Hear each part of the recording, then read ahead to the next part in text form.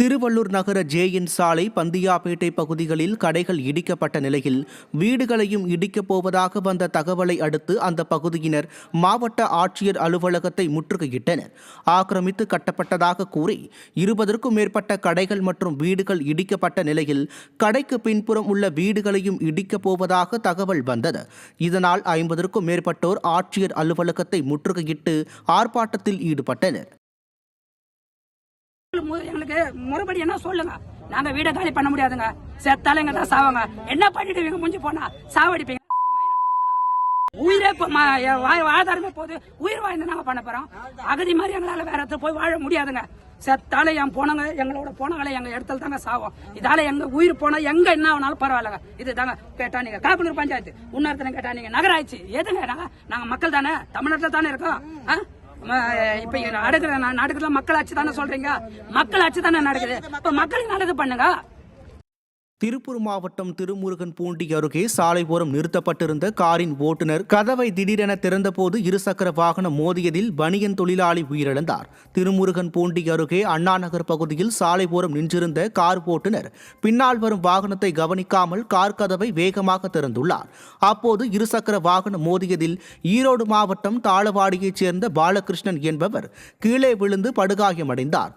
பின்னர் தனியார் மருத்துவமனையில் அனுமதிக்கப்பட்ட பாலகிருஷ்ணன் சிகிச்சை பலனின்றி உயிரிழந்தார். இச்சம்பவத்தின் சிசிடிவி காட்சிகள் தற்போது வெளியாகி அதிர்ச்சியை ஏற்படுத்தியுள்ளது.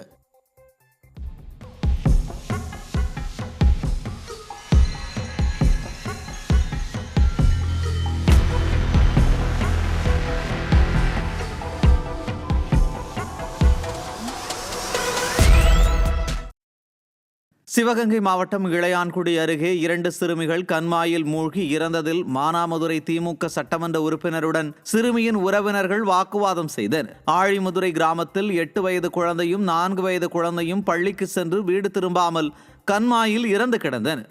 இதில் நிவாரண நிதியாக தலா 3 லட்சம் ரூபாய் வழங்கப்படும் என ஸ்டாலின் அரசு அறிவித்த நிலையில் தலா 25 லட்சம் ரூபாய் வழங்க வேண்டும் என கோரிக்கை வைத்த சிறுமியின் உறவினர்கள் உடலை வாங்க மறுத்தனர். இந்நிலையில் சிறுமிகளின் உடலை பெற்றுக்கொள்ள திமுக மானாமதுரை எம்எல்ஏ பெற்றோர்களிடம் பேச்சுவார்த்தை நடத்தியதற்கு எதிர்ப்பு தெரிவித்து சிறுமியின் உறவினர்கள் வாக்குவாதம் செய்ததால் பரபரப்பு ஏற்பட்டது.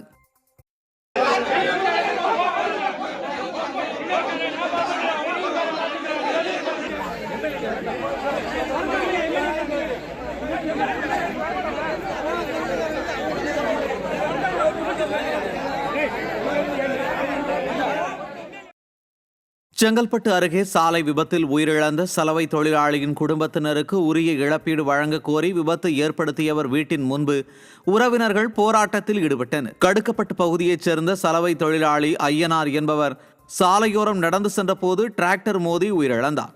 இதையடுத்து ஐயனாரின் உடலை டிராக்டர் உரிமையாளர் வீட்டின் முன்பு வைத்து உறவினர்கள் போராட்டம் செய்தனர். இதனால் அப்பகுதியில் பெரும் பரபரப்பு நிலவியது.